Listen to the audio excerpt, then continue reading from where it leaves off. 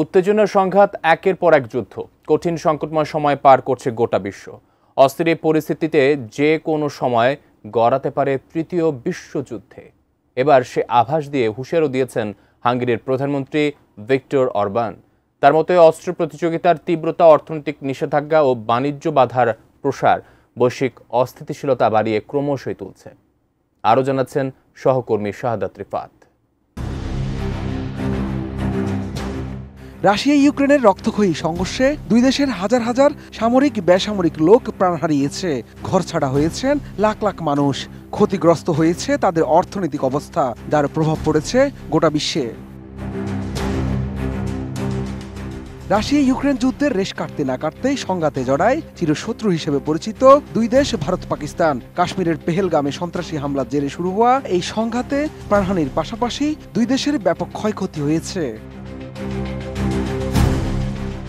ভারত পাকিস্তানের সংঘাতের কয়েক সপ্তাহ পর যুদ্ধে জড়ায় ইরান ইসরায়েল। দুই দেশের হামলা পাল্টা হামলায় ঘটে অনেক প্রাণহানি। ইসরায়েলের পক্ষ নিয়ে ইরানে বিমান হামলা চালায় যুক্তরাষ্ট্র, যার প্রভাব পড়ে গোটা আরব বিশ্বে। হুমকির মুখে পড়ে বিশ্ব অর্থনীতি। ইরান ইসরায়েলের যুদ্ধবিরতির কিছুদিন পরই সংঘাতে জড়িয়েছে থাইল্যান্ড এবং কম্বোডিয়া। দুই দেশের সীমান্তে উভয় পক্ষই ভয়ঙ্কর হামলা শুরু করেছে। 24 জুলাই সকালে কম্বোডিয়ার উড্ডার মিঞ্চি প্রদেশের বিতর্কিত সীমান্ত এলাকায় দুই দেশের মধ্যে সশস্ত্র সংঘর্ষ শুরু হয়। থাই সামরিক বাহিনীর দাবি, কম্বোডিয়ার বাহিনী থাই আবাসিক ভবন ও হাসপাতাল লক্ষ্য করে ভারী অস্ত্র ব্যবহার করলে তারা পাল্টা হামলায় যুদ্ধবিমান ব্যবহার করে। নোভা এলইডি টিভি, ঝকঝকে ছবি, নিখুঁত শব্দ, 5 বছরের ওয়ারেন্টি। নোভা মানি সঠিক মান, নিশ্চিত সেবা।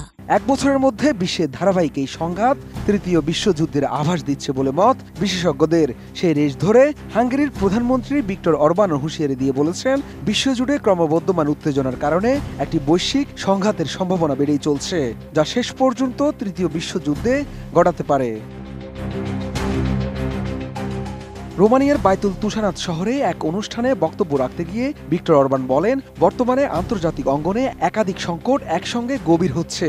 তার মতে বিশ্বজুড়ে সংঘাতের সংখ্যা বৃদ্ধি, অস্ত্র প্রতিযোগিতার তীব্রতা, অর্থনৈতিক নিষেধাজ্ঞা ও বাণিজ্য বাধার প্রসার, সামরিক জোটগুলোর বিভাজন এবং দরিদ্র অঞ্চল থেকে ধনী অঞ্চলে অভিবাসনের হার বৃদ্ধি, এসবই বৈশ্বিক অস্থিতিশীলতা বাড়িয়ে তুলছে।